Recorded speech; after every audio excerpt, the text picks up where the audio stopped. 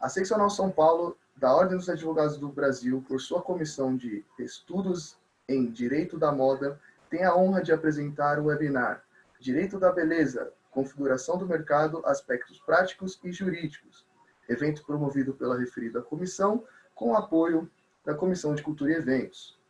Informamos que este evento compactua com dois dos Objetivos de Desenvolvimento Sustentável estabelecidos pela ONU, a saber, saúde de qualidade e educação de qualidade. Com a palavra, senhoras e senhores, doutora Thaís Leite Toschi, presidente da Comissão de Estudos em Direito da Moda da OAB São Paulo. Boa noite a todos. Muito obrigada pela presença de todos que estão nos assistindo, de todos os participantes. Agradeço a gentileza de sempre de todos os funcionários de disponibilizarem do seu tempo e empenho para que a gente consiga realizar as nossas atividades online durante esse período de pandemia. Agradeço também ao presidente Caio Augusto Silva dos Santos por todo o apoio incansável durante esse difícil período, principalmente em também disponibilizar essas plataformas para que nós possamos continuar com os nossos trabalhos aqui na nossa instituição, bem como a toda a sua diretoria e aos meus colegas do conselho, do qual eu integro nessa gestão. Agradeço também as nossas queridas convidadas de hoje, doutora Larissa Hanauer e doutora Mariana Chiavegatti, que eu passo a leitura dos currículos delas e, na sequência, vou dar uma breve introdução e a gente continua, tá bom, gente? Vamos lá.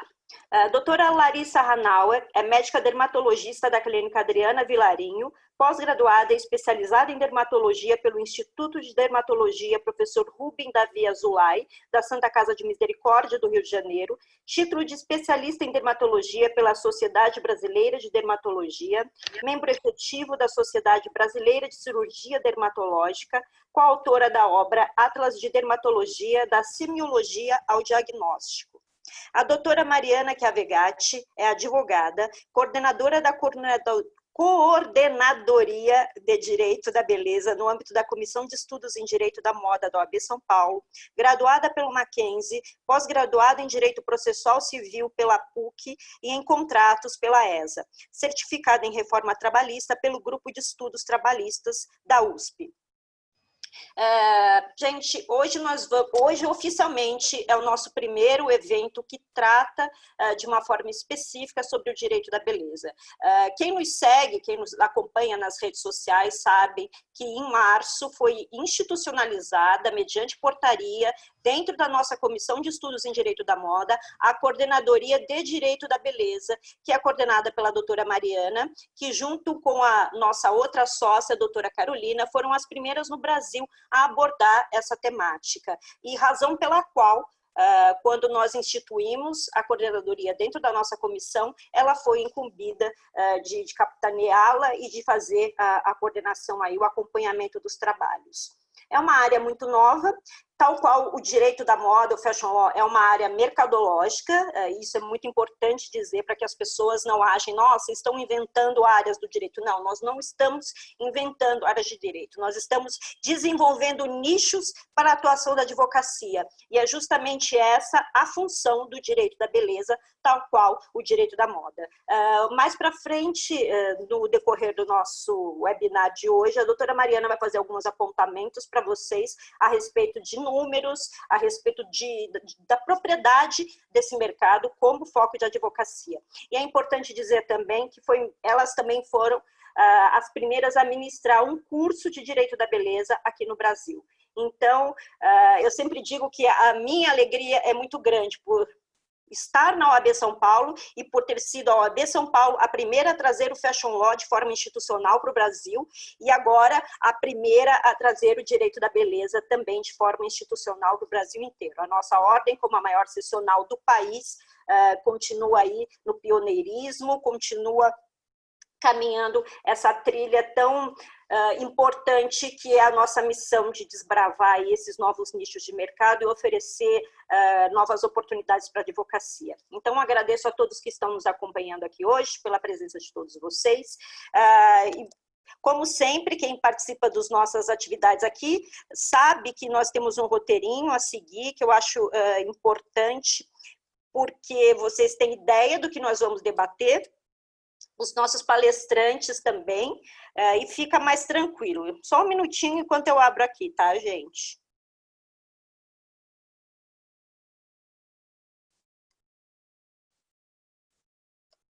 Pronto.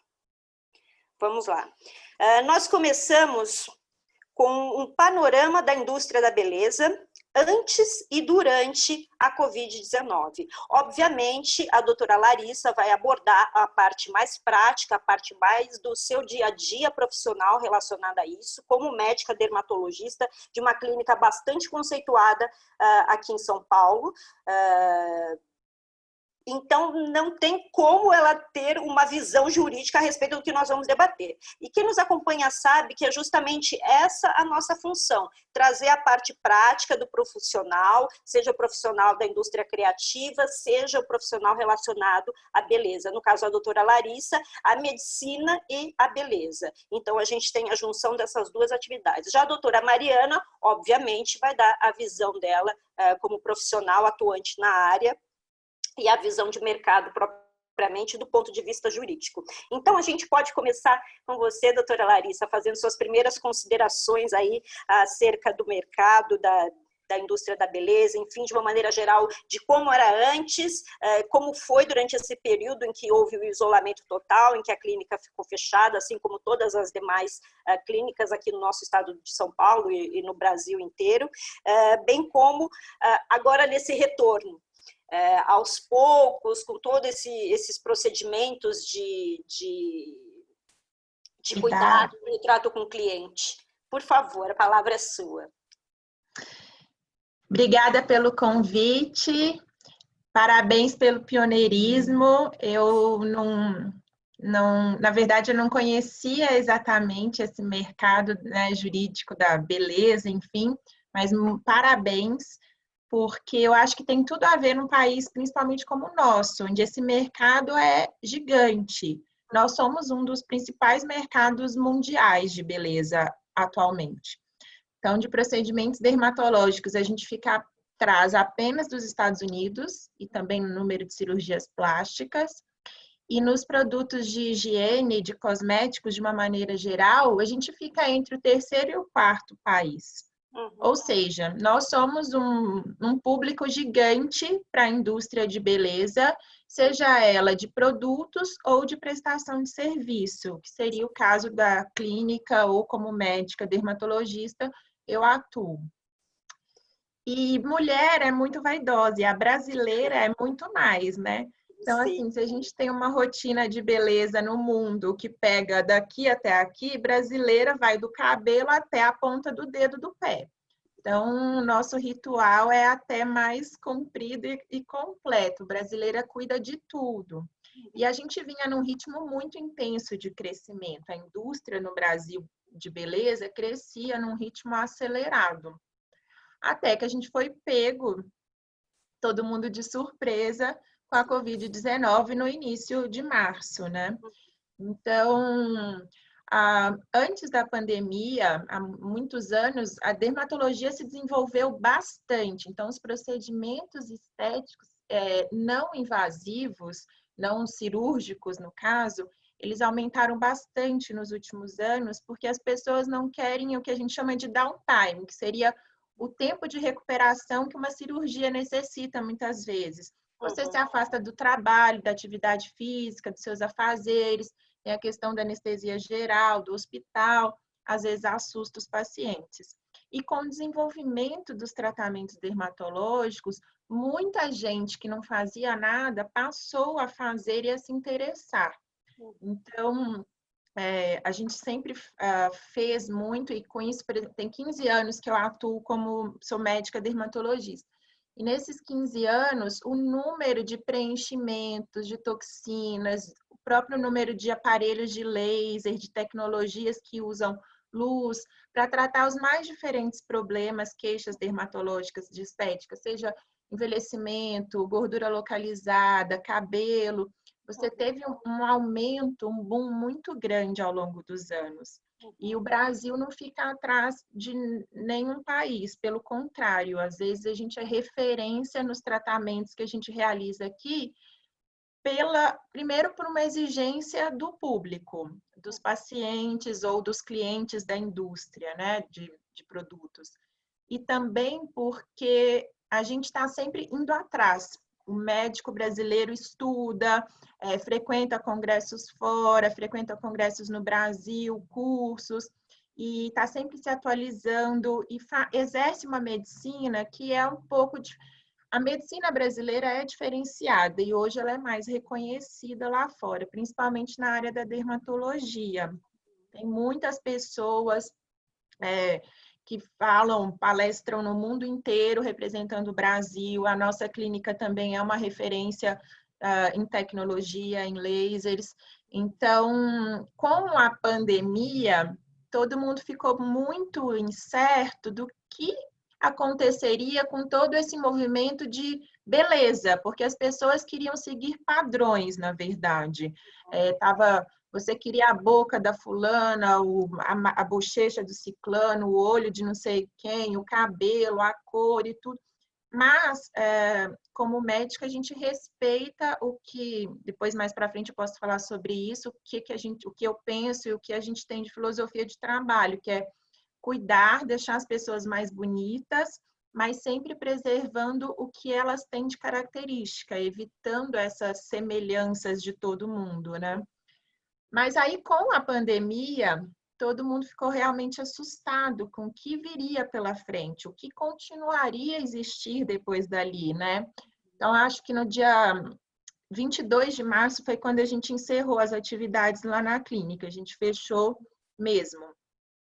Porque nessa última semana, antes do dia 22, a gente tinha ainda movimentos de pacientes, mas bem menos, a procura reduziu bastante. E no dia 22, a gente saiu uma portaria que a gente deveria fechar, que só os serviços médicos de emergência e urgência deveriam continuar abertos, e a gente fechou.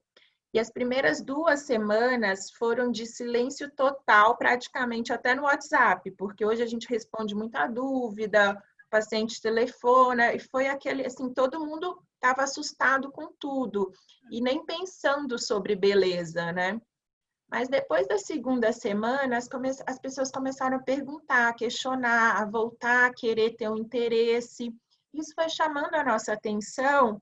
E logo a doutora Adriana, a equipe médica, fez reuniões durante o período da quarentena, né, desse mês que a gente ficou fechado, até pelo Zoom mesmo, e para poder estudar esse retorno. E aí depois eu vou contar também como foi o nosso retorno, né? E o que a gente notou é que com a volta, a gente voltou 1 mês exatamente depois de ter fechado, dia 22 de abril, quando a gente também foi liberado para voltar a funcionar. No começo, todo mundo estava receoso de voltar a frequentar a clínica, uma sensação de culpa por estar pensando em beleza no momento de uma situação tão delicada em que o mundo estava passando, né? Mas foi chegando maio, junho, as coisas foram minimizando, os hospitais foram ficando mais vazios, as pessoas não estavam tão mais graves, e as pessoas viram uma necessidade muito grande de se cuidar.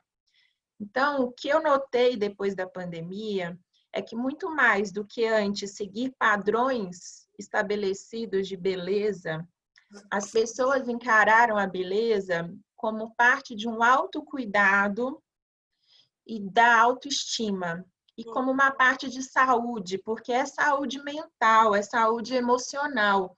Uma mulher ou um homem que se olha no espelho e não está feliz com a imagem, aquilo já está tudo muito misturado, a gente já está apreensivo por diversos motivos. Então, essa parte passou a ser muito importante. E eu acho que não só no nosso consultório, que a gente observou que as pessoas voltaram a se cuidar, voltaram a fazer procedimentos, querem estar bem, querem melhorar, pensando nesse autocuidado e na autoestima, eu acho que o mercado de beleza, de uma maneira geral, os produtos tiveram, assim, algumas áreas talvez uma venda menor, talvez, por exemplo, batom, né? A gente usa batom agora praticamente no Zoom só, mas não com a máscara. Sim. Mas os cremes da área dos olhos, maquiagem para essa região, produtos de higiene, teve um disparo muito grande. Então, por exemplo, assim, diminuiu horrores a venda de desodorante, mas aumentou muito outros produtos de higiene. Então, assim, sabonetes, coisas que às vezes as pessoas não se importavam, usavam qualquer um, mas viram que um sabonete melhor, hidrata a pele, não agride tanto. Então, assim, você teve uma troca. Então, foi um momento de troca de mindset, tanto da pessoa encarar a beleza como uma outra necessidade muito mais individual e de cuidado, e também na compra dos produtos. Sim. Doutora Larissa, muito obrigada por essa introdução aí para a gente. Realmente ela condiz com tudo aquilo que a gente vem estudando durante esse período, como modificou-se a forma de consumo das pessoas em relação a isso, e ao interesse, por exemplo, no self-care, em máscaras para cuidado em casa, em coisas que trouxessem, além do cuidado da beleza, prazer também e uma sensação de tranquilidade, de bem-estar. Isso foi percebido assim com muita força, mesmo porque eu acho que as pessoas no isolamento, elas buscaram alternativas para tentar não enlouquecer, literalmente, né? Eu acho que uma forma disso não acontecer é você se preocupar com você mesmo, com seu corpo, com a sua pele, com o seu bem-estar, com a sua saúde. Então, extremamente relevante aí a sua pontuação nesse sentido. Agora, vamos à parte da doutora Mariana. Por favor, Mari, fale aí um pouco do ponto de vista jurídico do que nós temos acompanhado no escritório, dessa evolução aí dentro do universo do direito da beleza, por favor. Você está sem som, Mari, tem que liberar o seu microfone. Desculpa, gente. A explanação da doutora Larissa foi, assim, primorosa, porque, de fato, o consumidor brasileiro, ele é um dos maiores, mundialmente falando, do mercado da beleza. A gente só perde para Estados Unidos, China e compete o terceiro lugar com o Japão. E mercado da beleza, que eu falo, é o mercado geral. Você falou nos parâmetros de dermatologia, mas no mercado geral da beleza, que engloba tanto procedimentos estéticos, clínicas, salões de beleza, barbearias, como cosméticos, higiene pessoal e perfumaria. Então, esse mercado geral da beleza, ele também é extremamente relevante financeiramente para o país, mundialmente, na verdade, né?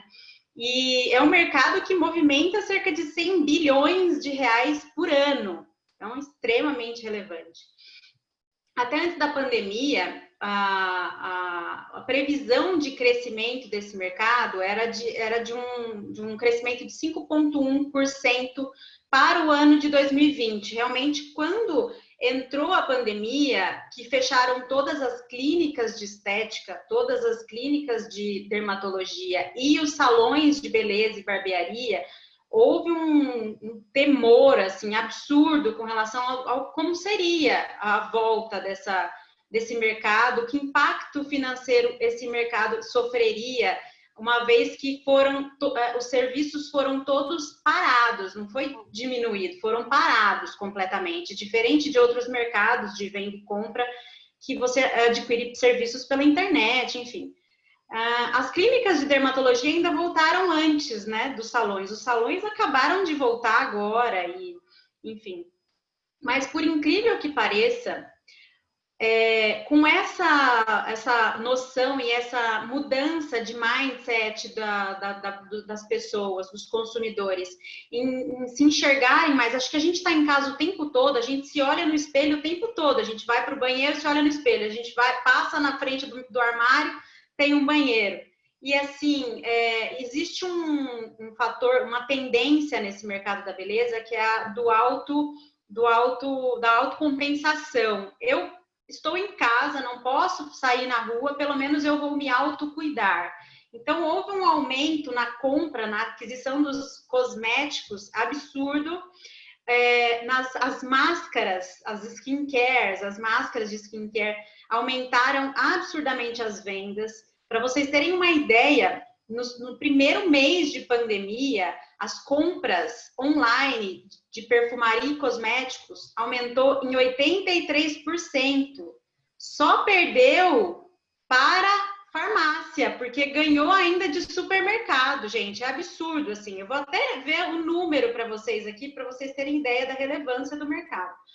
A saúde aumentou as compras online em 111%. Gente, a gente está no meio de uma pandemia, então é natural que se espere um aumento da aquisição online desses produtos de farmácia em 111%, né? Agora, supermercado, que é produto essencial, aumentou 80%, enquanto beleza e perfumaria aumentou 83% no primeiro mês de pandemia.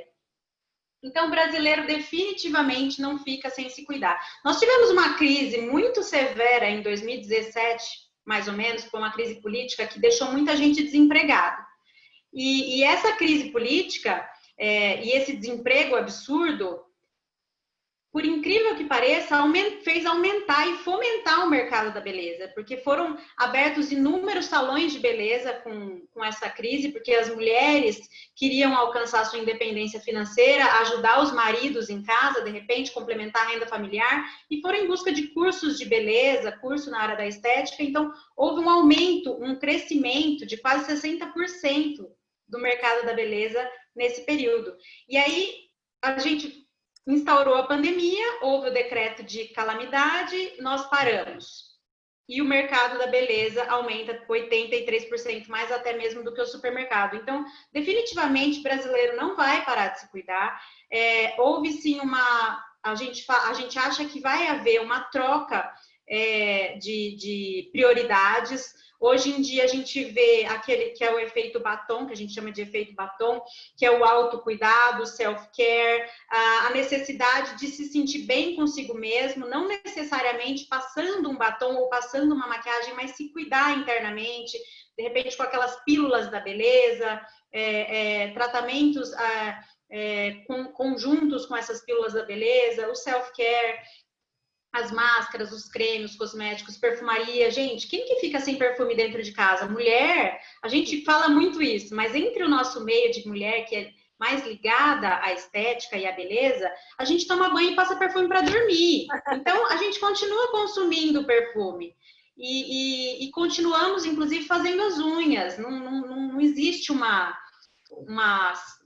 quebra nessa prestação de serviço. Pode ter tido uma troca, né? A gente talvez pare de ir fazer maquiagem no salão, mas compre produtos para aprender a fazer maquiagem dentro de casa. E ainda assim, o investimento desse consumidor permanece no mercado da beleza. Ele só muda de mão, mas ele permanece no mercado da beleza. Então, pode ser que houve uma queda na prestação de serviço, em alguns serviços, como o salão de beleza, mas em compensação, um aumento na compra, ou online, ou até mesmo agora presencial, de produtos de self-care, cosmético, higiene pessoal, perfumaria, enfim.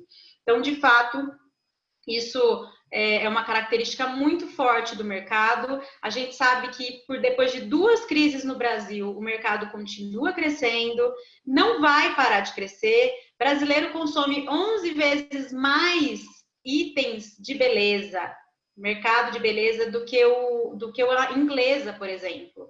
A Inglaterra perde para a gente muito. E como nós estamos aí no terceiro lugar em consumo de beleza, a gente compete com o Japão. Gente, o Japão é um dos mais ligados à beleza, aqueles animes, aquelas peles perfeitas, aqueles cosméticos extremamente tecnológicos de skincare. Então, a gente compete com o Japão em pés de igualdade no ranking mundial de consumo de beleza. Então, a realidade é, não vamos, o mercado não vai quebrar, ele, muito pelo contrário, ele pode até crescer menos, mas ele vai continuar crescendo, e é um mercado extremamente relevante financeiramente para o país. Agora, os impactos jurídicos que isso gera, além, obviamente, do próprio mercado, que, né, o ramo mercadológico tem influência jurídica no meio, obviamente, a gente tem uma mudança no comportamento dos consumidores, que a gente precisa entender. Um ponto muito legal que a Larissa falou no início da explanação dela, foi com relação à precaução que ela tem em trazer a realidade daquele procedimento para o paciente que quer ficar igual a Angelina Jolie, que quer ficar igual o fulano de tal. Isso é de extrema importância porque você não cria uma expectativa irreal, e a gente fala muito isso no curso de Direito da Beleza. A gente precisa deixar muito claro para aquele consumidor que ele não pode chegar naquele resultado por condições pessoais, por questões biológicas, e porque a pele dele tem um resultado diferente, porque tem uma cor diferente, porque tem uma cicatrização diferente. Cada indivíduo responde diferente a tipos de tratamento. Então, isso realmente a gente precisa ficar muito atento. O consumidor hoje, ele mudou um pouco o perfil dele, ele está muito mais exigente. A gente fala que os millennials são aqueles consumidores mais insatisfeitos, eles costumam conhecer os próprios direitos, vão atrás dos próprios direitos e divulgam informações na internet com a maior rapidez. Não gostou do procedimento, já pega o celular, posta nos stories, falei, não gostei, tá filmando o procedimento, sai da clínica e fala, olha que porcaria que ficou, vou processar a clínica. Isso é muito real, então, e gera impactos jurídicos extremamente relevantes, que pode até levar uma clínica ou um salão, eventualmente, à falência. Então, isso a gente tem que prestar bastante atenção, e foi um ponto bem importante que a doutora Larissa tocou e que a gente sempre fala nos nossos cursos. Eu acho que, para não prolongar muito esse parâmetro geral do mercado, é basicamente isso. Eu estou vendo as perguntas aqui, tem bastante pergunta já. Seu microfone está fechado, Thaís. Eu lembrei agora, falei, não se distraia com as perguntas. Pessoal, eu estou olhando aqui. Respondidas no final, tá? Tá bom. Então, acho que é isso. Acho que a gente pode pular para o próximo tópico. Próximo tópico. Então, vamos lá. Doutora Larissa, você percebeu que nós, como advogados, a maioria dos advogados, aliás, são pessoas assim que gostam de falar, né? No caso aqui não tem nenhum microfone, mas tem a tela, e aí a gente se empolga e fala. Quem já viu... Eu adoro falar quando é para falar de ensinar, de orientar, cuidar com pele, eu adoro, eu não paro. Que coisa maravilhosa. Controlam aí o tempo. Perfeito. E, gente, só a título de curiosidade para vocês, eu sempre falo, a Mariana, além de membro da comissão e coordenadora, ela é minha amiga pessoal e minha sócia também, e ela sabe que eu sempre falo isso. Eu brinco que se eu não fosse advogada, eu seria médica dermatologista, porque se tem um assunto que eu amo nessa vida, são cuidados de beleza, cuidados com a pele, e poder trabalhar com isso também, para mim, é juntar a sopa no mel, entendeu? Então, para quem tem esse desejo também de trabalhar com ela, pensem com carinho aí, que a gente está mostrando um novo nicho de atuação para vocês, e eu acho isso bem relevante. Partindo agora para a continuidade dos nossos questionamentos e apontamentos aqui, a gente vai falar um pouquinho sobre os aspectos práticos do dia a dia, como, por exemplo, como é a forma de trabalho, a relação com os clientes, as principais preocupações, algumas orientações e dúvidas mais comuns, e aí a gente toca naquele ponto que a doutora Larissa até já antecipou também, sobre a idealização dos pacientes, clientes, enfim, que chegam às vezes com desejos irreais, que não são possíveis de serem alcançados, mas ele costuma ficar vendo aquele antes e depois, que tem, a gente sabe que isso é uma coisa muito comum, principalmente nas redes sociais, em especial o Instagram, que é uma rede de fotos, de imagens, as pessoas olham e falam, nossa, olha como essa mulher ficou, eu quero ficar com essa boca, e ainda colocam as informações de quanto ml colocaram, de quais são os procedimentos que foram feitos, aí a pessoa chega na clínica para sua médica e fala, olha, eu quero igual esse. Só que esquece que a médica é justamente a profissional indicada para avaliar, para ver se como fica melhor no seu rosto, se é possível fazer isso no seu rosto, e se você tem o tipo de pele, se a sua idade, a sua saúde, tudo isso influi no conceito geral. Então, eu digo que, ao mesmo tempo, isso trouxe uma vantagem das pessoas se entusiasmarem para fazerem mais procedimentos ou para consumirem mais produtos, isso também também causa, eu imagino, um desgaste tremendo. Eu vejo pelos nossos clientes lá do escritório também, volta e meia é uma reclamação porque o cliente achou que fosse ficar com a boca assim, mesmo a gente falando para ele que não ia, ou procedimento tal. Então, eu queria ouvir um pouquinho aí da sua sensibilidade nesse sentido, Larissa. Principalmente, eu acho que isso facilita um pouco o fato de você ser mulher e entender muitas vezes o que nós, mulheres, não que homens também não tenham essa visão. Inclusive, anteontem eu fiz um post sobre o aumento do consumo masculino de produtos e de preocupação com maquiagem, estética, enfim. O que você pode compartilhar um pouco com a gente nesse sentido, por favor? Bom, sobre o cuidados antes e depois da pandemia, eu acho que brasileiro é extremamente expansivo e carinhoso. Então, eu sempre recepcionava todo mundo, e lá na clínica todo mundo é muito carinhoso. Então, era um abraço, era um beijo, era um carinho que hoje não se pode encostar, né? Então, você sorri com os olhos, você cria gestos agora para cumprimentar as pessoas. Então, acho que isso gera um impacto nas pessoas, com certeza. Todo mundo chega lá querendo abraçar e nós não podemos encostar, né? Além disso, durante esse período que a gente teve fechado, a doutora Adriana contratou uma infectologista e eu acho isso extremamente válido não só para uma clínica dermatológica ou uma clínica médica. Alguns salões aqui em São Paulo também fizeram isso, contrataram um infectologista, um médico especializado em pandemias, em doenças infecciosas, em como lidar nesse momento, que medidas de segurança são necessárias e adequadas para um momento como esse, de um vírus tão contagioso. Porque a partir do momento que você não pode nem abraçar, nem beijar, será que isso é suficiente? Não. Então, assim, uso de máscaras disponíveis para todos os pacientes, todos os clientes, propés, então, se você tem um ambiente fechado, numa loja fica mais difícil, mas num salão de cabeleireiro, por exemplo, você oferecer máscara, propé, álcool gel, nem se fala, mostrar a preocupação da higiene. Então, foi contratada uma empresa especializada em higienização para poder, e todos os dias tem, a gente chama de fumacê, se a gente não for intoxicado, vai dar tudo certo. Então, assim, existem medidas apropriadas e eu acho que hoje a empresa de qualquer setor, mas especialmente da beleza, que tomar essas medidas vai sair à frente e os clientes e os pacientes vão retomar. Porque as pessoas querem frequentar lugares onde elas se sintam seguras. Não só pelo tratamento que elas vão receber, mas também por todo o ambiente onde elas estão inseridas. Então, os cuidados com as macas, as cadeiras, o uso do álcool em spray, do lisoforme em todos os pisos. Então, eu acho que as pessoas não querem ir nos lugares onde elas não se sintam seguras. E eu acho que isso faz muita diferença. Gasta mais? Gasta, vai trocar.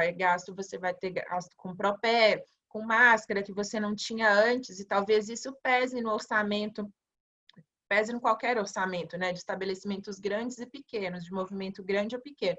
Mas são coisas importantes para esse momento, você manter os seus clientes, os seus pacientes e conquistar novos, né? Com relação às expectativas, eu acho, assim, esse mercado, eu sou dermatologista formada e título de especialista pela Sociedade Brasileira de Dermatologia. O que isso significa? Parece uma coisa boba, é um título, mas não é um título. Quando você se forma dermatologista, você estuda o órgão pele por inteiro. Então, você está apto a tratar as doenças e também a beleza. Então, a beleza faz parte da saúde da sua pele, é o maior órgão que você tem no corpo humano, né? Então, é extremamente importante. Existem pintas perigosas que são cânceres de pele, é o câncer mais comum no mundo, é o câncer de pele. que se você não tem a formação adequada, você não consegue fazer um diagnóstico. Então, que adianta você fazer um preenchimento na pessoa, colocar a boca que ela quer, alcançar a expectativa, mas ela está com um câncer de pele. Então, assim, são coerências que eu acho que são importantes a pessoa ser educada para isso. Eu acho que é uma questão do dia a dia de você falar, repetir e mostrar a importância de você ser cuidado como um todo. Então, hoje não é só dermatologista ou cirurgião plástico que faz procedimento estético. O seu dentista pode fazer, biomédicos estão fazendo. Às vezes as pessoas não são nem habilitadas e estão aplicando como se fossem procedimentos simples, mas não são. Geram muitas complicações, até caso de cegueira. Então, você tem que cuidar com quem você está fazendo, em primeiro lugar. E aí, cabe muito do médico, de novo, educar o paciente, orientar, explicar, alinhar a expectativa. Então, eu sou super a favor de procedimento, acho que a gente tem que sim valorizar algum ponto fraco que a gente quer melhorar. Hoje a gente tem várias opções para isso. Então, se está incomodando, se você não está satisfeito, se aquilo ali te incomoda todos os dias no espelho, não precisa ficar incomodado. Vai atrás de um profissional que seja apto a cuidar de você. Alinhe as expectativas com ele. Conversa, eu acho que uma conversa, você expor, olha, a sua boca não pode ser tão grande quanto da fulana ou quanto você está querendo. Seu cabelo, a gente pode aumentar o volume, crescer, fazer crescer e tudo, mas você não vai ser cabeludo igual você está pensando que vai ser, sei lá, Rapunzel. Então, assim, são pequenas coisas que a gente precisa conversar e repetir, e o paciente entender e se sentir seguro, e o médico também de se sentir seguro e confortável de estar fazendo procedimento naquele paciente. Então, eu acho que esses padrões de beleza, eles estão reduzindo, porque a tendência hoje é você não ter a influência daquelas grandes influenciadoras. Não que essas pessoas não vão mais existir ou não vão ter comparações, mas eu acho que hoje pessoas mais comuns, né, que são os micro-influenciadores, ou os influenciadores que se você se reconhece nele, né? Você tem uma intimidade no sentido, não que você conheça, mas que você se identifique com aquela pessoa. Eles estão tomando uma posição maior nas redes sociais, né? E eu acho que essas pessoas, elas são mais normais, no sentido de ser algo mais possível, tangível de você alcançar e conseguir fazer, né? Então, eu acho que até o ano passado chegava gente lá no consultório pedindo harmonização facial, MD Codes, caiu muito, né? As redes sociais se abria todo dia, estava MD Codes, harmonização facial, o que é, vou fazer e tudo. Quando você começa a explicar para a pessoa que você tem que colocar não sei quantas ampolas, que aquilo ali vai transformar, às vezes, a pessoa, que ela não precisa daquilo tudo, enfim, ela vai tomando conhecimento, assimilando e vai mudando de ideia. Hoje está até sendo, assim, tem muita gente avessa a isso, né? Então, hoje você fala harmonização facial, o paciente já, na verdade, já nem pergunta mais, a gente já nota a diferença. Ele quer ficar bem sendo ele mesmo, mas não fazendo muitas transformações. Eu acho que isso é uma mudança muito significativa. Isso é muito importante, Larissa. Tem cerca de uns 2 meses, mais ou menos, eu fiz uma enquete no meu Instagram perguntando justamente isso, né? Você acha que os procedimentos estéticos atualmente estão deixando as pessoas com as caras todas iguais, né? Com o rosto todos iguais? Assim, 80% das pessoas que responderam a enquete achavam que sim.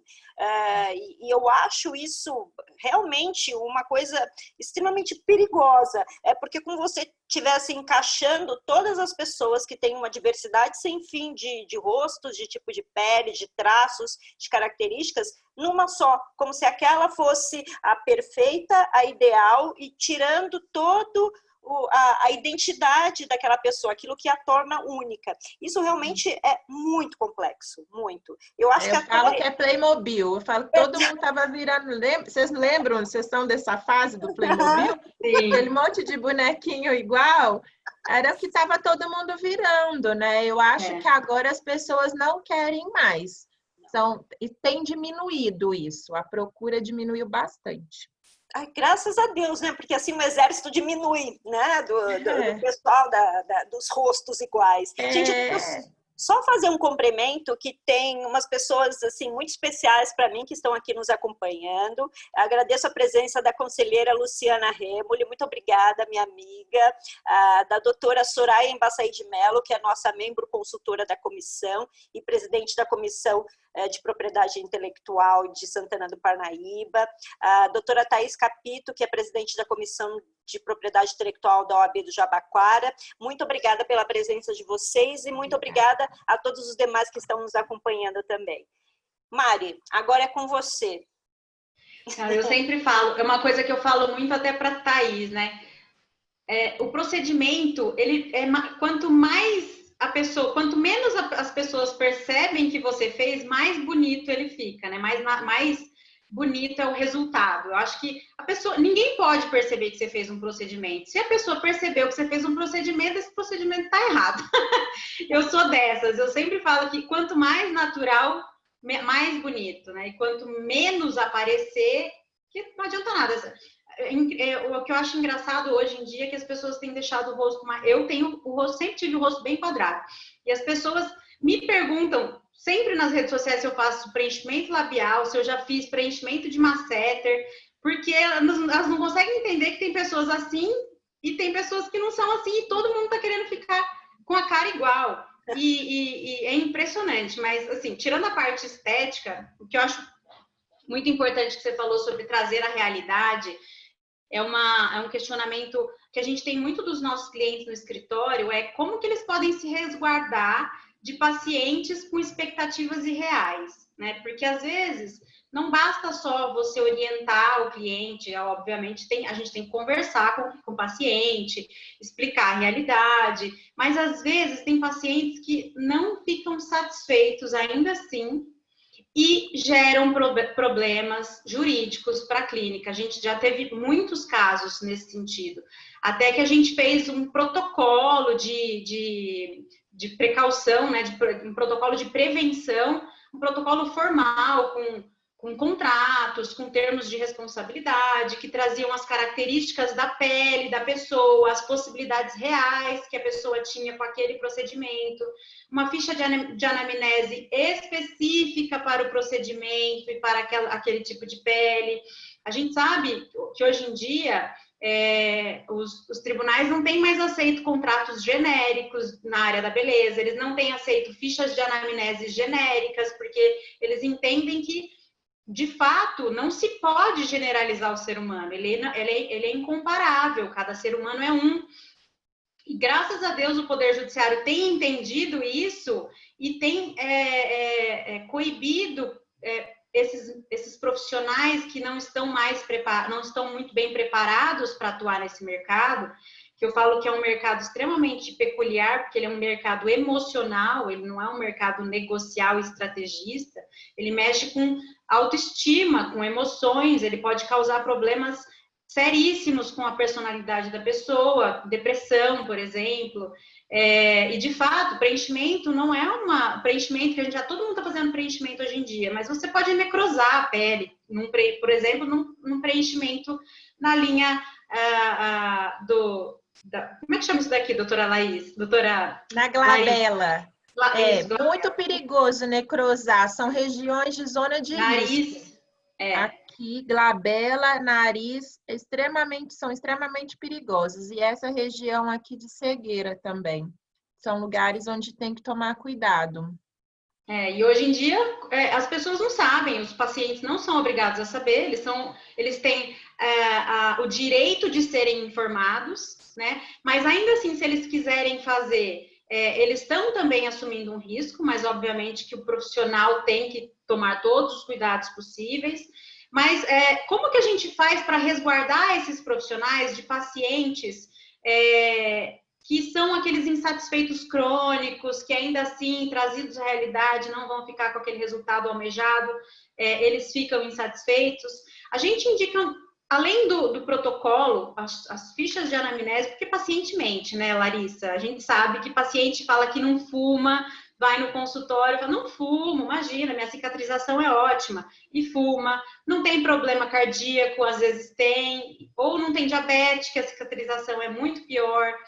Eles nunca tomam remédio nenhum, né? Nunca tomam nenhum remédio, nem anticoncepcional as mulheres não estão mais tomando, porque, né, tem alguma interação. Então, eles pegam as fichas de anamnese e colocam não, tudo não.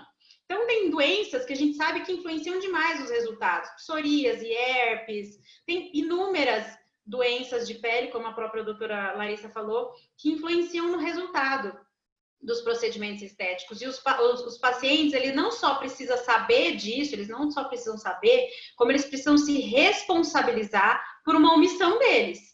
Então, é muito importante a gente trazer esses documentos, né, formalizar essa consulta, indicar, até o próprio profissional indicar nessa ficha de anamnese, nesses termos de responsabilidade, o estado da pele do paciente, para que ele assine e tome ciência e se dê por ciente daquelas condições da pele, para que ele também assuma a parte que lhe cabe de responsabilidade, tá?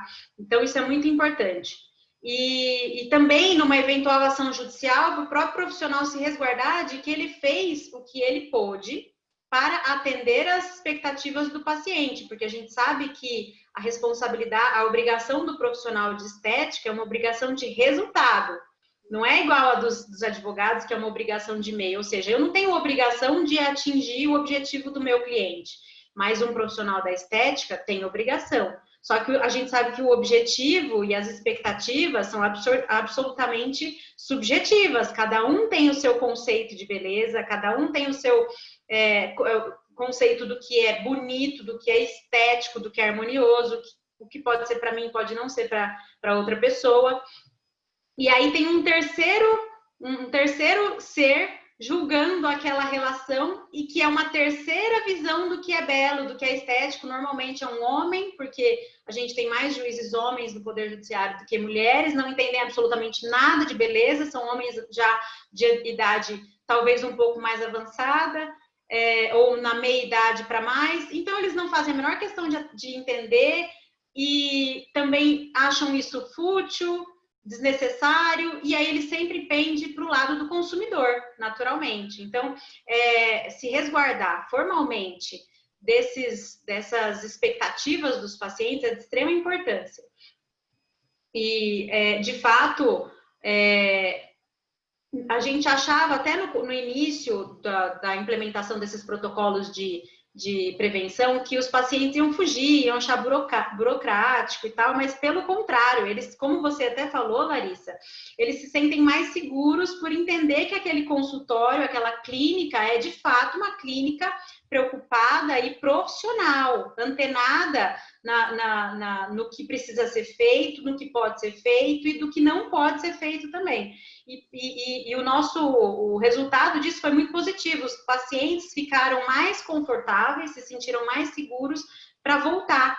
E até deram feedback para os nossos clientes de que, olha, realmente, que legal que vocês estão fazendo esses termos, esses contratos e não sei o quê, porque eles vão em outras clínicas que ninguém pergunta nada, sequer tem ficha de anamnese. Tem clínicas, juro, gente, tem clínicas que a gente frequenta, a gente, digo, nós todos, né, nós brasileiros, e que os próprios funcionários da clínica, os próprios profissionais de estética não sabem o que é ficha de anamnese. Não tem ideia. Para quem não sabe, quem está assistindo a gente, ficha de anamnese é aquela primeira questionário que a gente recebe quando entra na clínica para saber se tem doença, se toma remédio, se fuma, se é diabético, se já passou por alguma cirurgia, quais, essas fichas para conhecer um pouquinho melhor o paciente e a vida do paciente antes daquele procedimento, até mesmo para resguardar o paciente do que ele não pode fazer, por exemplo, se ele tiver uma diabetes, se ele tiver uma outra doença cardíaca um pouco mais relevante que possa ter alguma interação com o procedimento que ele vai fazer ou que ele quer fazer. Então, isso é de extrema importância. Esse é o dia a dia que a gente indica que seja feito de forma correta. A associação dessa conversa que a doutora Larissa falou, dessa conversa de extrema relevância para trazer o paciente à realidade, associado aos documentos que formalizam essa conversa. Sim. Então, inclusive até para os procedimentos atuais de pós-pandemia, que... Foto, né, foto também, né, Mariana? Arquivo fotográfico datado. Sem possibilidade de mudança. Exatamente. É extremamente importante.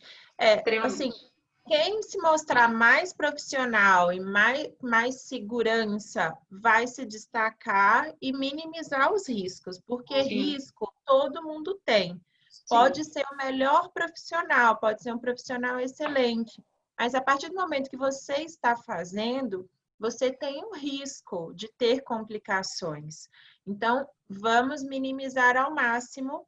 E realmente tem paciente que é sempre muito insatisfeito. E aí também, eu acho que vai, assim, não é questão de feeling, mas eu acho que as pessoas que estão lidando, não só o médico, isso é desde o cabeleireiro, porque às vezes a pessoa vai lá e erra a cor do cabelo.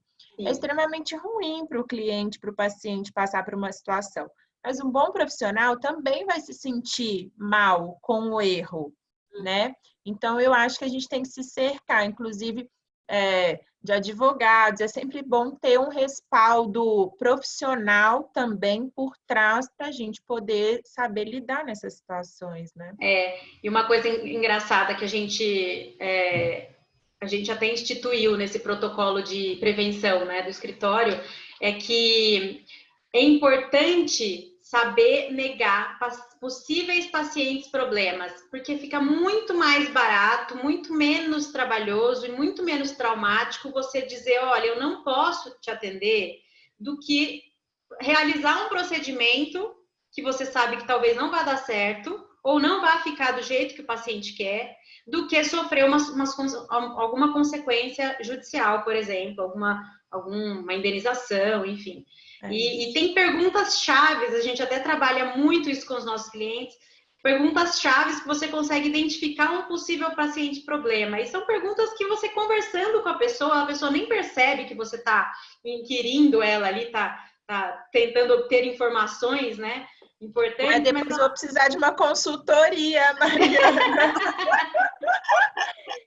Mas é verdade, se a pessoa chega para você e fala, olha, eu fui em 3, 4 salões antes de estar aqui, eu já passei em 10 dermatologistas, ninguém acerta meus cremes, gente, o problema não é do dermatologista ou do cabeleireiro ou de qual, né, eu acho, do profissional. Os seres humanos são pessoas complexas. Sim. E você alinhar o emocional, porque aquilo ali, principalmente nessa parte de beleza, isso envolve muito, a Mariana falou, isso envolve o emocional da pessoa. Como que você vai entrar, às vezes, no que ela está imaginando, no que ela está ali... É impossível. De resultados, do querer, do desejar. Às vezes é meio complicado, é melhor negar. Às vezes é melhor negar mesmo do que correr o risco de uma consequência jurídica de monta alta, digamos, né? Valores altos. E não é nem só a consequência jurídica, né? A gente tem aquela questão que você abordou inicialmente, Mari, sobre as manifestações públicas em redes sociais. Muitas vezes difamando as clínicas, os salões, os profissionais, enfim, porque simplesmente o resultado final não foi aquilo que ele esperava. Mas não necessariamente ele esperava algo que era possível diante das circunstâncias do cabelo, da pele, do corpo, enfim, das circunstâncias dele como pessoa. E ele vai lá e fala de tal forma, distorce as coisas de tal forma que quem lê acha, nossa, que médico carniceiro, ou que clínica carniceira, ou que cabeleireiro horroroso, que não sabe fazer nada direito. E a gente sabe que as coisas não vão bem assim. Mas a partir do momento em que aquilo é lançado em redes sociais e viraliza, para você correr atrás dos danos causados, é muito complexo, infelizmente. É verdade. Infelizmente.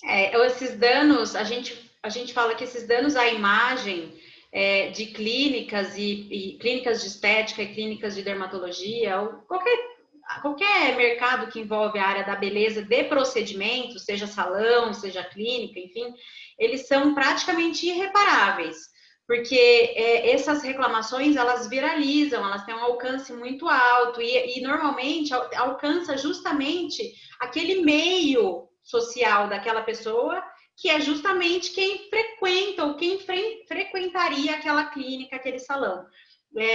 De fato, são danos que são muitas vezes irreversíveis. Mas um ponto importante também é que existem meios de se resguardar juridicamente também com relação a isso, tá?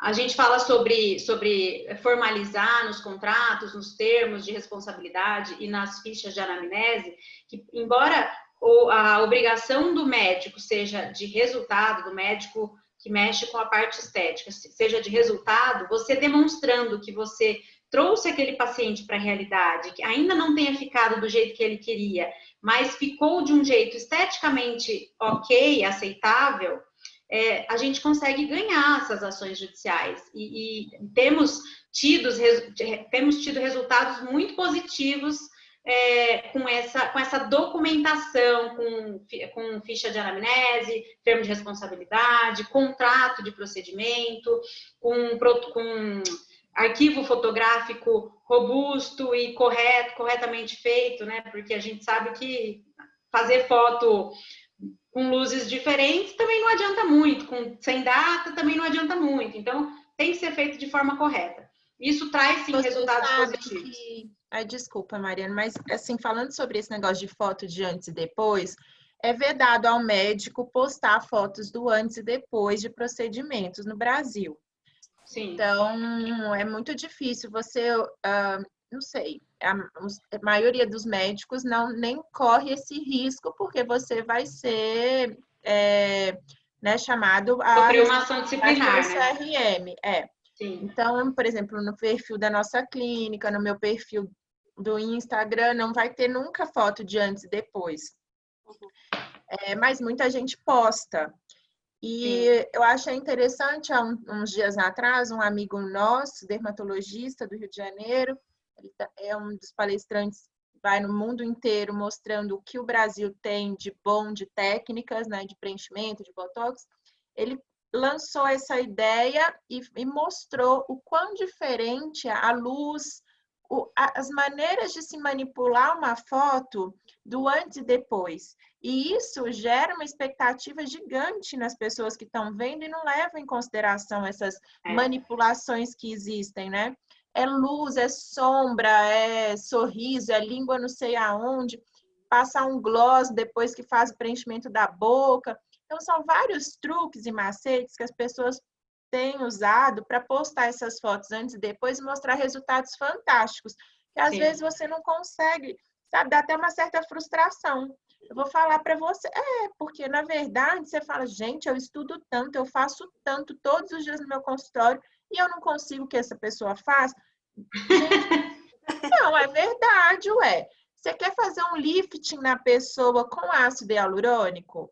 Você vai conseguir dar uma melhorada, mas um ácido hialurônico, um preenchimento, não substitui uma cirurgia plástica. Sim. Então, assim, tem que tudo ser levado em consideração. Por isso que eu falo assim, a gente tem que educar, a gente tem que informar, a gente tem que falar e criando espaço, né?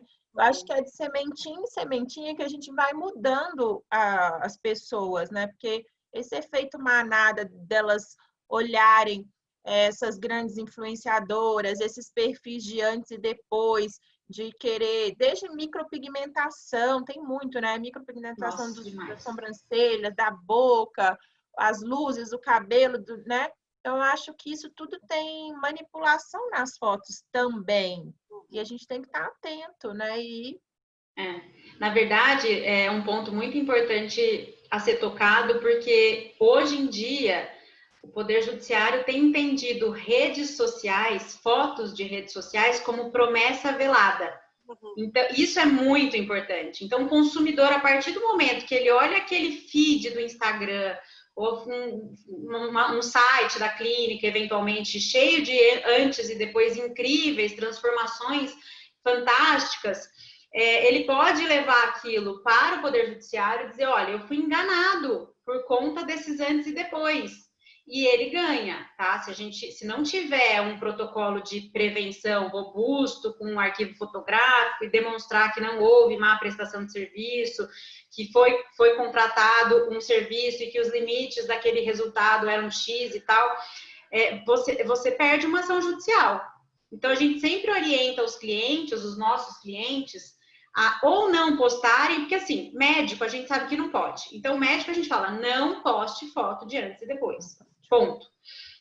Os dentistas começaram a ser permitidos a postarem foto de antes e depois no ano passado. A partir do ano passado, o CRO permitiu que eles começassem a postar. E os demais, todos, que são profissões livres, que a gente chama, que é micropigmentação, né, biomédico esteta, eles fazem sem nenhuma regulamentação. Não existe um órgão competente pela categoria para fiscalizar a atuação desses profissionais.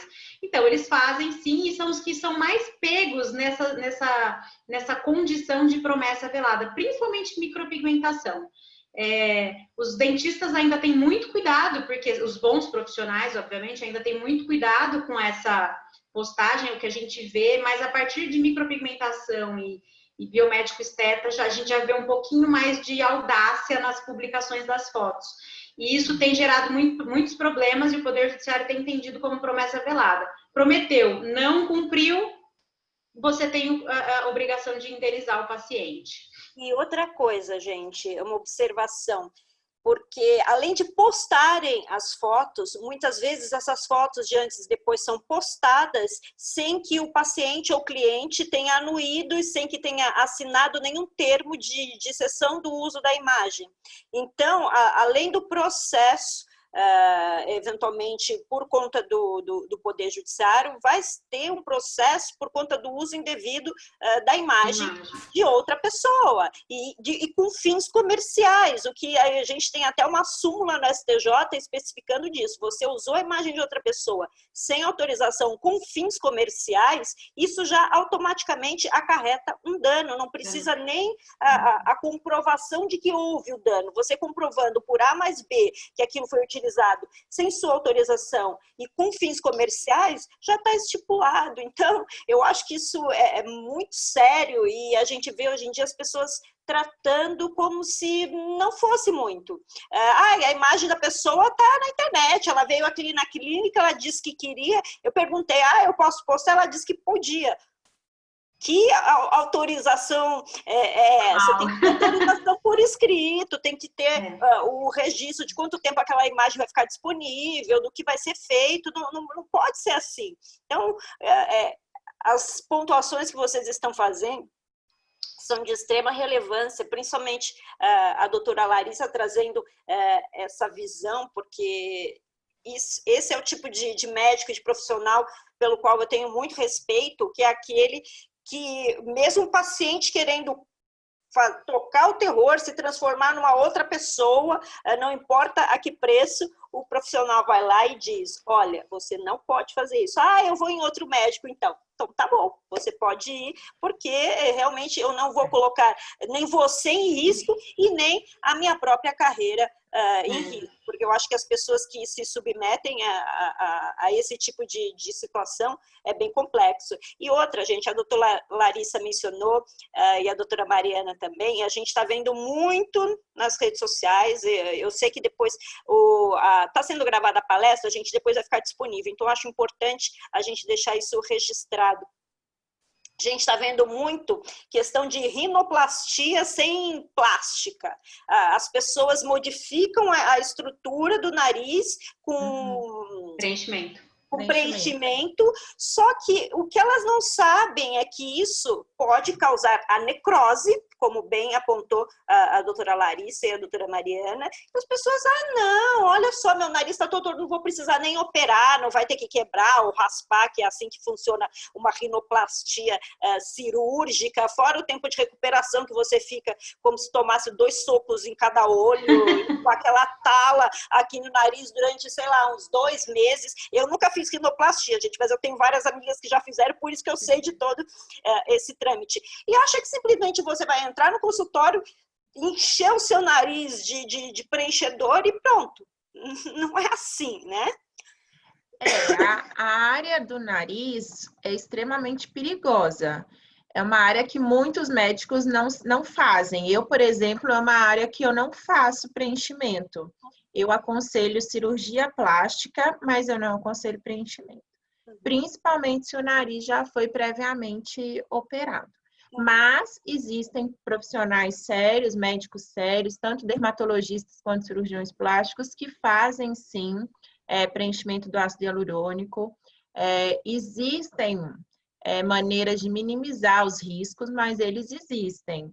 Então, vai da consciência e da habilidade ou de cada um. É uma coisa que eu desaconselho. Eu já desaconselhei várias vezes pacientes a fazerem e a procurarem a cirurgia plástica.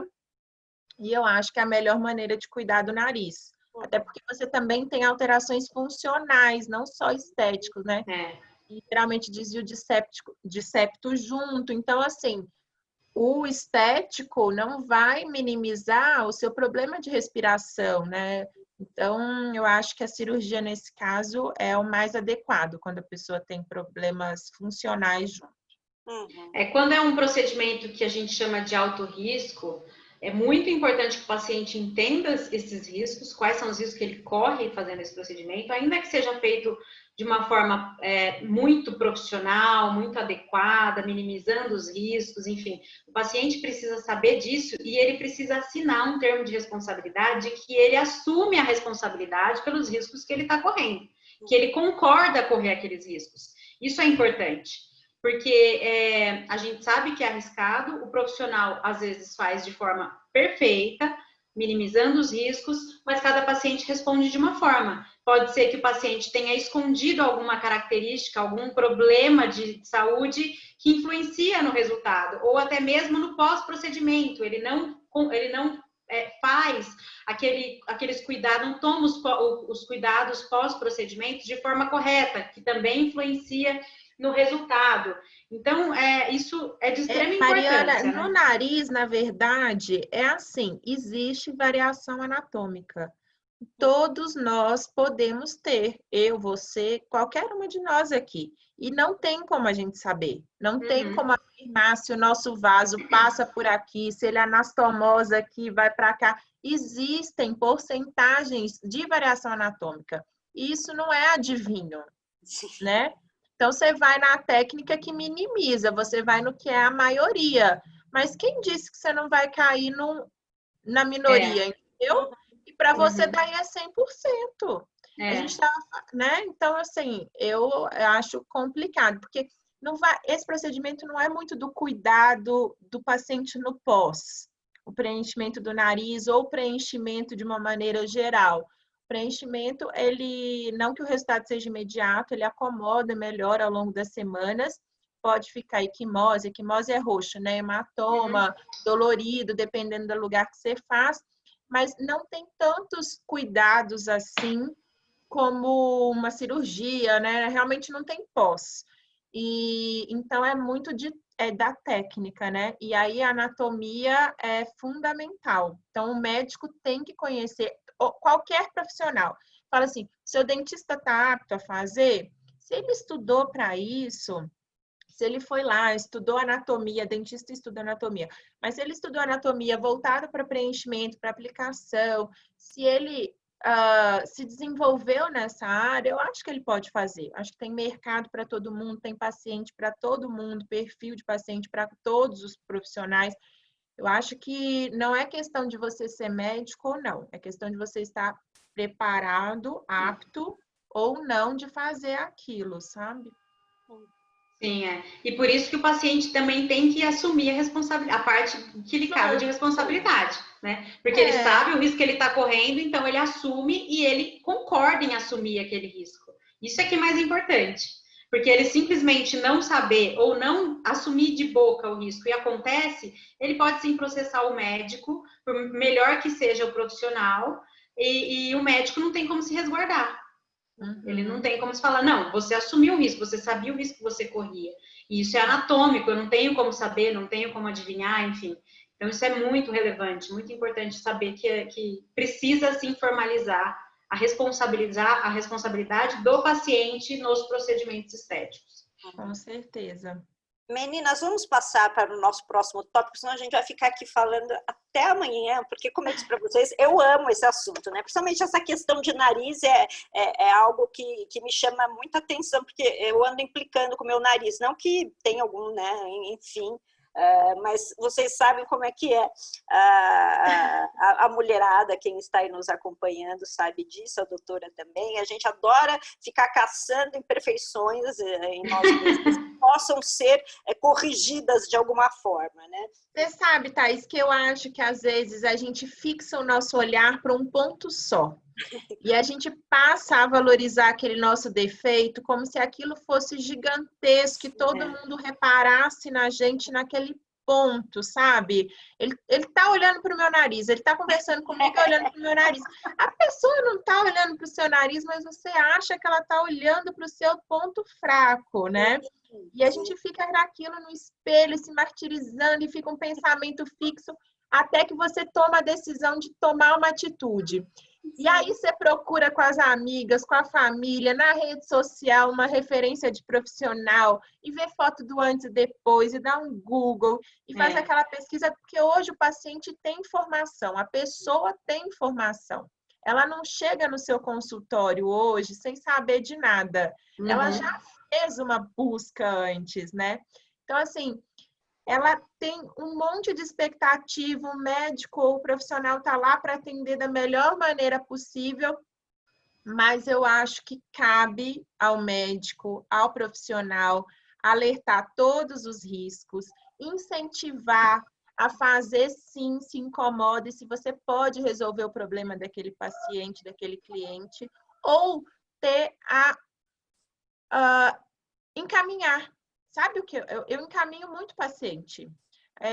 Por quê? Porque se você sabe que existe uma pessoa que talvez resolva melhor a questão do paciente, por que não encaminhar? Se eu posso resolver melhor a questão de um paciente, por exemplo, assim como eu recebo vários encaminhamentos, eu também posso encaminhar. Então, eu acho que a gente trabalha hoje em conjunto. Um ajudando o outro, um impulsionando o outro. Acho que ninguém está nesse mundo sozinho, sabe? Então, assim, se você chega lá no meu consultório, eu vou conversar com você. Eu vejo, às vezes, a frustração quando eu falo assim, olha, então, aqui como dermatologista, eu não consigo muito resolver seu problema, mas você pode procurar um cirurgião plástico ou um bucomaxilo para adiantar aqui a mandíbula, que o queixo é muito pequeno. Então, assim, existem...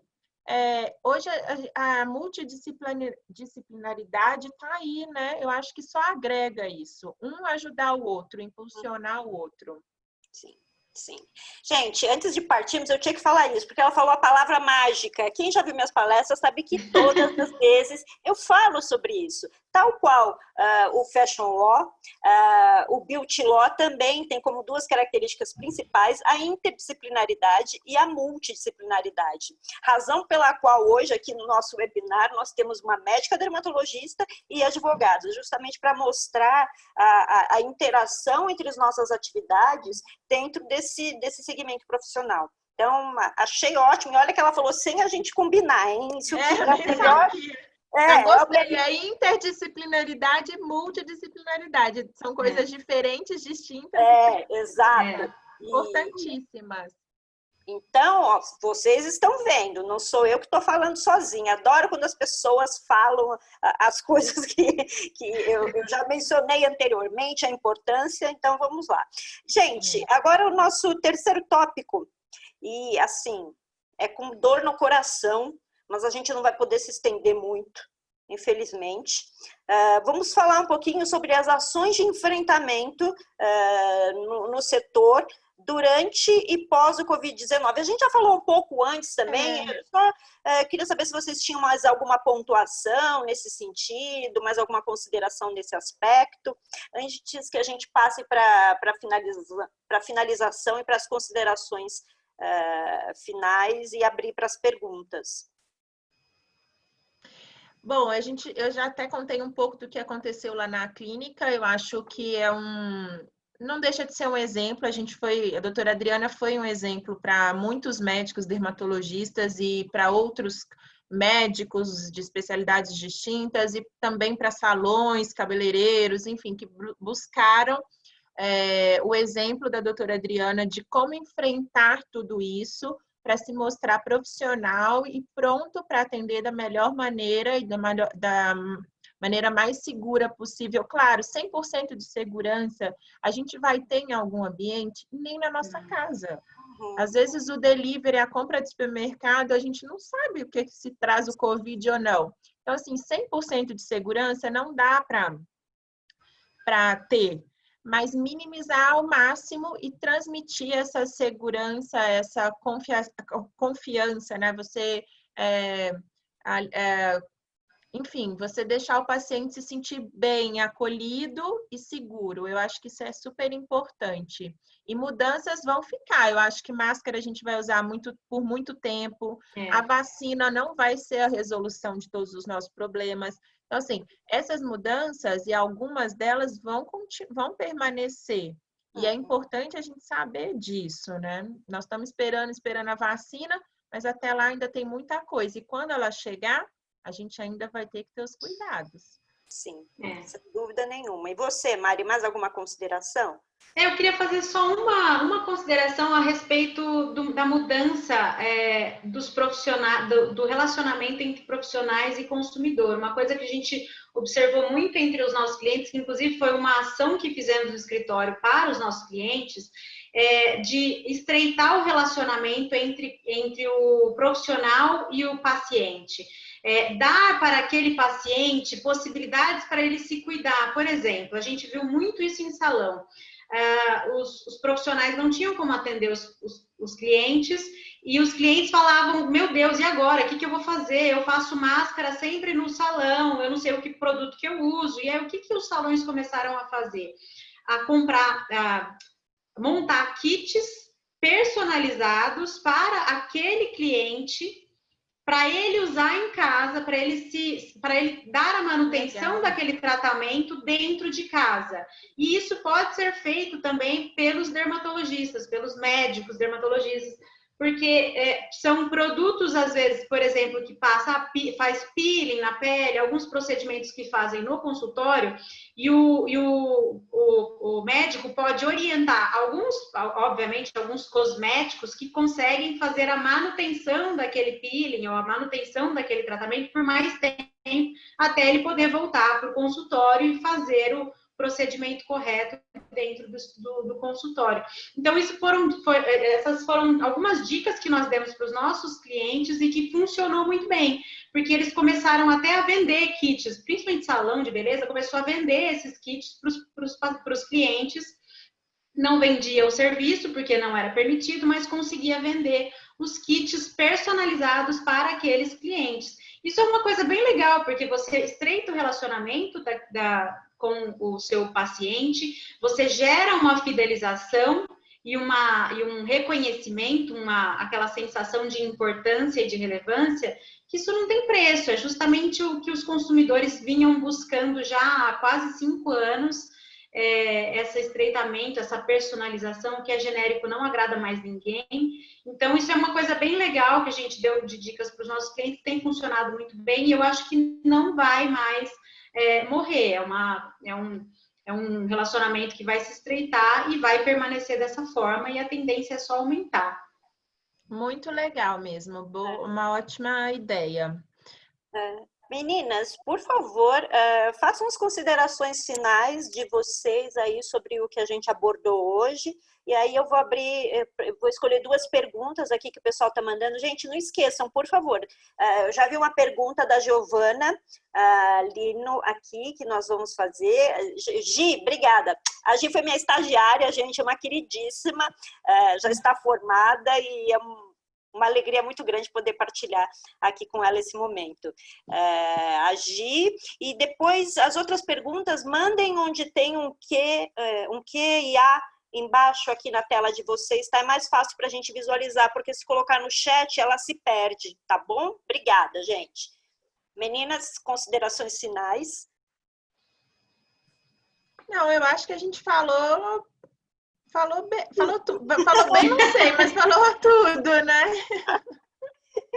Sim, sim. Eu acho que sempre conversar, gente. Eu acho que sempre conversar, se resguardar, tanto o paciente quanto o profissional, é uma segurança para os 2 lados. Eu acho que ninguém mais quer correr risco. Nós estamos numa outra fase em que a beleza faz parte da saúde. Acho que depois dessa pandemia, essa área está sendo extremamente valorizada, tende a crescer e a continuar do mesmo jeito, não do mesmo jeito, mas com o crescimento no mesmo, na mesma intensidade, num ritmo talvez um pouco, não sei se mais lento, intensidade mais lenta, mas vai continuar crescendo. Tendências foram adiantadas, então essa personalização, essa procura pelas coisas mais saudáveis, mais naturais ou caseiras também, eu acho que foi uma coisa que a pandemia antecipou muito, e acho que é isso. Todo mundo cuidando um do outro. Sim. E você? Do ponto de vista jurídico, porque eu tenho que puxar minha sardinha, e nós estamos num evento da OAB, e provavelmente temos muitos advogados aqui assistindo a gente. O que eu queria falar é que esse mercado, além do que eu já falei, que ele é de extrema relevância financeira para o mundo, nós estamos descobrindo um nicho totalmente novo. Não é totalmente novo, mas eu digo uma área mercadológica não explorada corretamente pelos profissionais do direito. Porque lá no início, há alguns anos atrás, quando nós começamos a atuar nesse mercado, nós percebemos que não existiam, pelo menos na época, advogados que se interessavam pelo mercado, porque até então era um mercado de futilidades, era um mercado de bobeira. A minha mulher vai no salão de cabeleireiro, a minha mulher vai no... A gente sabe que a gente vive numa sociedade extremamente machista, e ainda, infelizmente, e que assuntos como moda e beleza ainda são tratados como futilidade e coisas irrelevantes. Só que a gente está vendo aqui que o mercado da beleza, se não existisse hoje, como é que seria a economia do país? Como seria a economia mundial sem o mercado da beleza ou sem o mercado da moda? Então, nós temos que entender essa relevância e entender o mercado, porque é um mercado atípico, não é um mercado comum, é um mercado que envolve emoções e não negócios. Não tratamos de negócios frios, estamos tratando com pessoas e com autoestima, com expectativas que são extremamente subjetivas. E, então, os cuidados jurídicos, eles devem existir de forma redobrada.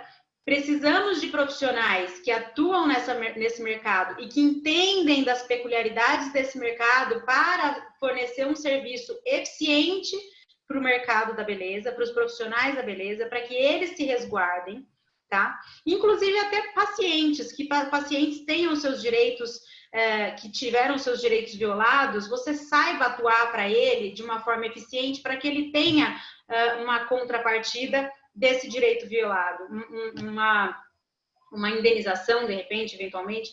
Então, é importante vocês entenderem a relevância do mercado, conhecerem o mercado e ter a consciência de que esse mercado é enorme, tem campo para tudo. A gente está falando de salão de beleza, barbearia, clínicas de estética. Clínicas de estética vai desde dermatologia, cirurgia plástica, até clínicas de estética de procedimentos simples como massagem, aquelas clínicas, drenagem, qualquer tipo de massagem. Tratamento corporal. Tratamentos corporais, tudo que envolve estética. Além disso, a gente mexe com a indústria de perfumaria, cosméticos e higiene pessoal. Então, é um mercado enorme. Existe campo para trabalhar para muita gente. Então, a gente precisa sair um pouco da caixinha de só falar, eu sou especialista em processo civil, só faço processo civil. Mas o que você... Qual é a sua área de atuação? Processo civil. Não, essa área não é uma área de atuação. Você é especialista em processo civil, mas qual é o mercado que você mexe? Você é especialista em que mercado? Hoje em dia, o que a gente fala, a personalização, a especialização, está em você conhecer o negócio do seu cliente de maneira profunda para poder fornecer para ele uma solução jurídica adequada e eficiente, para que ele também cresça junto com as suas soluções. Senão não adianta, se eu ficar só apagando incêndio, eu vou apagar incêndio e não vou crescer com o meu cliente não vai crescer e não vai mudar nada. Não vai mudar nada para você, não vai mudar nada para o seu cliente. E que marca que a gente vai deixar nesse mercado? Nenhuma. A gente tem que sair um pouco da caixinha e entender que a gente precisa estudar de fato o nosso cliente, entender o nosso cliente profundamente para que a gente possa fornecer uma solução para ele adequada e que faça ele crescer. E assim você cresce junto. Acho que é isso que eu queria falar, que acho que é mais importante para a gente entender a correlação entre beleza e direito, para quem ainda não estava entendendo qual que era a relação dos dois, agora acho que ficou bem claro. Olha, eu como médica, dermatologista, como apaixonada pelo que eu faço, por tudo que envolve dermato ou não, seja pele ou não, mas essa parte da beleza, acho que tem tudo a ver, Mariana, Thaís. Eu acho que, na verdade, e não é um contra o outro, é um ajudando o outro, né? Então, eu acho que a especialização de vocês faz todo sentido. Muito, parabéns, eu adorei. Obrigada. Nós adoramos também, Larissa, e eu sempre falo para as pessoas que nós buscamos trazer profissionais aqui que não sejam da área do direito, que não sejam colegas advogados, justamente para trazer essa visão diferenciada, essa visão que não é a jurídica, é a visão do dia a dia de uma médica dermatologista que segue uma série de preceitos éticos e de coerência, que trabalha numa clínica de renome e que sabe que o zelar pelo seu nome, pelo seu profissionalismo é a melhor coisa. E eu acho que os profissionais, de uma maneira geral, deveriam se preocupar com isso e buscar o auxílio, a orientação de advogados especializados nessa matéria, razão pela qual a gente sempre fala. A advocacia ela não está saturada, você precisa encontrar o seu nicho de atuação e dentro do seu nicho de atuação fazer o seu desenvolvimento, o seu network, buscar cada vez mais conhecimento para que você atenda de forma suficientemente boa e de modo que o cliente, como disse a Mariana, cresça junto com você e não vá só ali para resolver quando a situação já se instaurou no litígio. Então, lembrem-se sempre disso, gente. Não olhem, abram os olhos, tirem as vendas do preconceito, tanto com a área de moda quanto a área de beleza. Pensem como indústria, pensem de uma forma negocial em relação a isso, a atuação da advocacia. Nichar é uma tendência do mercado em tudo. Eu não me lembro agora o autor, mas tem um americano que todo ano lança os trendings no mercado, assim, e ele é meio... Não é um futurólogo de adivinhação, viu, gente? É de tendência. E nichos de mercado são uma realidade sem volta. A pessoa que se destacar naquilo...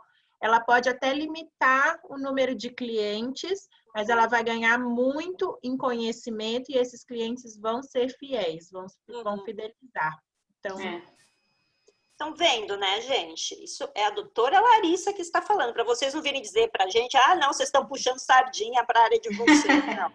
É a doutora Larissa que falou. Então, gente, eu vou para 2 perguntas agora. Colocar a da Gi. Ela fez o seguinte questionamento. Gi, a gente já respondeu mais ou menos, só vai fazer uma complementação aí no final. Ela falou assim, gostaria de saber como vocês veem juridicamente o boom de contas no Instagram com antes e depois e influencers divulgando tratamentos e até mesmo plásticas. Qual é a responsabilidade numa situação dessa? Influencer mais médico ou profissional? Eu vou responder parcialmente, aí depois vocês também façam comentários, por favor, gente.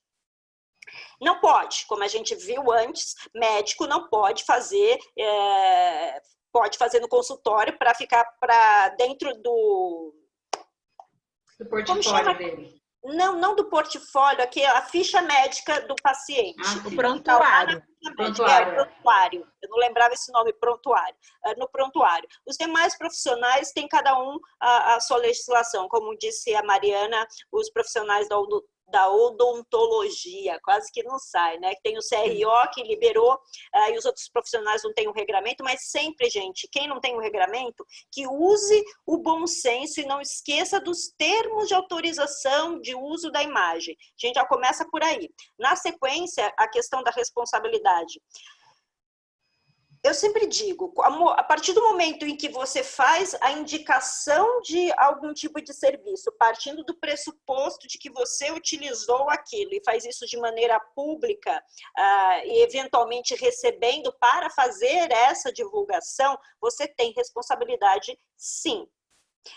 Nem que seja parcial, não, eu ganhei, sei lá, do profissional o tratamento e a gente fez um combinado de eu divulgar em troca do valor, tipo uma permuta, ou não, eu recebi realmente um valor por isso e não paguei o valor do procedimento, não importa qual seja, gente, tem que ficar muito claro que aquilo que está sendo feito é uma publicidade, a gente está falando aqui de tratamentos, mas isso de uma maneira geral, toda vez que qualquer tipo de influencer fizer qualquer tipo de divulgação de produtos ou serviços, ele tem que identificar no perfil, no post, que aquilo é um public post, em obediência à nossa legislação e ao nosso Código de Defesa do Consumidor. A gente não pode ter publicidade velada, seja ela qual for. E segundo, você tem responsabilidade, sim, sobre aquilo que você está falando adiante. Vídeo, caso, não vou citar nomes, mas todo mundo sabe, um acontecimento recente, logo no início da pandemia, uma influencer bastante conhecida dentro do universo fitness e de maneira geral, teve uma determinada atitude que foi muito infeliz. As pessoas não gostaram, simplesmente usaram, vou até usar o que é o termo, né? Deram um cancelamento nela nas redes sociais, ela ficou 4 meses, 5 meses fora, voltou agora, recentemente, tem cerca de 3 semanas, mas perdeu contratos milionários, ficou com uma imagem completamente péssima dentro do mercado, contratos foram quebrados, então eu acho que tem que ter muito cuidado aí e muita responsabilidade naquilo que você fala, responsabilidade naquilo que você mostra, responsabilidade sobre aquilo que você divulga para um público de uma maneira geral. Foram essas minhas considerações. Meninas, vocês querem falar alguma coisa nesse ponto? Só para pegar o gancho e não esquecer que esse boom de Instagrams com antes e depois, eles podem ser considerados como propaganda enganosa ou propaganda velada, tá? Promessa velada pelo judiciário. Então, precisa tomar muito cuidado com essas fotos que são publicadas, principalmente se elas são manipuladas ou não, porque isso pode ser entendido sim como promessa velada de resultado, tá? E você, doutora Larissa, alguma consideração? Não, acho que vocês falaram. Vamos para a segunda e última pergunta, gente. A Ana Cristina Bragança. Ana, obrigada pela presença. A Ana Cristina é do Rio, gente. É uma querida. E tem um gato lindo e fofo. Morei muitos anos no Rio. É uma delícia. Ela perguntou para a gente qual o tipo de ação mais comum dentro do Beauty Law. Mari. Ação de indenização por dano estético. Uma coisa que as pessoas confundem muito, dano moral e dano estético, estético são duas coisas completamente diferentes, tá, gente? A gente acha que são... Isso é uma coisa muito comum. O que acontece é de paciente entrar com indenização por dano moral e não entra com dano estético, às vezes perde porque não teve o dano moral efetivo, mas houve, na verdade, um dano estético, enfim. É uma questão um pouquinho mais delicada. Dano estético é quando há uma piora na aparência. E o dano moral é quando existe uma afronta à dignidade da pessoa, que causa um transtorno, uma consternação. Então, ainda que ela não tenha um dano estético, ela pode sofrer dano moral. E ainda que ela não tenha sofrido um dano moral, ela pode ter sofrido um dano estético. São coisas diferentes e são coisas cumuláveis, tá? Então, a gente pode ter uma ação de indenização por dano moral e estético. E o juiz pode dar 20 mil por dano moral, mais 20 mil por dano estético. É legal a gente falar isso, porque as pessoas confundem e acham que dano moral é a mesma coisa. Então, chamam até erroneamente de dano moral estético. Não, dano moral é uma coisa, dano estético é outra. Essa é a ação mais comum que a gente vê no universo da beleza. E a segunda mais comum é para devolução de dinheiro de tratamento ou de procedimento que não ficou a contento. Então, a pessoa às vezes até nem quer o dano moral, nem houve um dano estético, mas não houve nenhuma mudança, não houve nenhuma melhora. Então, ela quer pedir devolução de valores. Isso é o segundo mais comum. São as duas mais comuns. Elas estão ali pari quase. Obrigada, Mari. Gente, partindo para o nosso encerramento, eu gostaria só de fazer menção à presença da conselheira doutora Letícia Catani, que além de ser minha companheira de conselho sessional, também é a vice-diretora da Escola Superior de Advocacia aqui de São Paulo. Lê, muito obrigada pela presença. Uma alegria muito grande. Gostaria de encerrar aqui, primeiramente, agradecendo a doutora Larissa. Foi um prazer enorme, você sabe o quanto eu gosto de você, admiro o seu trabalho. Dê o meu abraço, por favor, na Adriana. Gente, a Adriana Vilarinho, eu acredito que a maioria das pessoas já deve ter ouvido falar, mas além de ser uma profissional incrível, desenvolve assim há muito tempo aí dentro da área da medicina estética, é uma pessoa muito querida. Eu tive o prazer de conhecê-la há cerca de uns 3 anos atrás num evento e pude comprovar pessoalmente isso. Então, mande, por favor, o meu abraço para ela. Deixo aqui registrado publicamente também meus agradecimentos. Doutora Mariana, muito obrigada também pela sua participação. Eu que agradeço o convite e a oportunidade. E aí o empenho. Agradeço muito a todos que nos acompanharam aqui. Depois o vídeo vai ser disponibilizado no canal do YouTube da OAB São Paulo, assim que ele subir, porque vocês imaginam que a equipe da OAB está tendo um certo trabalho para editar e subir os vídeos para os canais, porque são muitas atividades todos os dias, inclusive aos sábados, então não vai ser agora, você que não pôde nos acompanhar, sinto muito, mas você vai ter que esperar um pouquinho.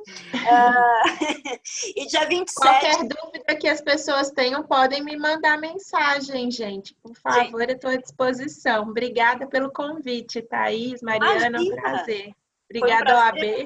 Prazer é nosso ter você aqui com a gente, uma profissional tão responsável e tão técnica. E é importante trazer uma pessoa desse calibre, que a gente chama, para trazer a realidade da vida profissional, do profissional da estética, até mesmo para a gente entender o que acontece nesse universo e poder discutir, debater temas relevantes como os temas que a gente debateu hoje. Espero ter ajudado. Com certeza ajudou. Com certeza. Então, mais uma vez, muito obrigada a todos. Agradeço novamente à Comissão de Cultura e Eventos, sob a presidência do Dr. Alexandre Rolo, pelo apoio de sempre, a toda a equipe de funcionários da OAB, que sempre nos auxilia aí da melhor forma possível. Agradeço a toda a diretoria da OAB São Paulo, na pessoa do nosso presidente, Dr. Caio Augusto Silva dos Santos. Muito obrigada pelo apoio e confiança de sempre. E até a próxima. Gente, dia 27, nós temos o nosso segundo evento desse mês, em homenagem ao mês do advogado, né? A mês da advocacia. Então, aguardem que em breve a gente vai divulgar o calendário e o tema. Muito obrigada a todos. Muito obrigada, meninas. Até a próxima. Obrigada a vocês. Tchau. Boa noite. Beijo, tchau. Boa noite.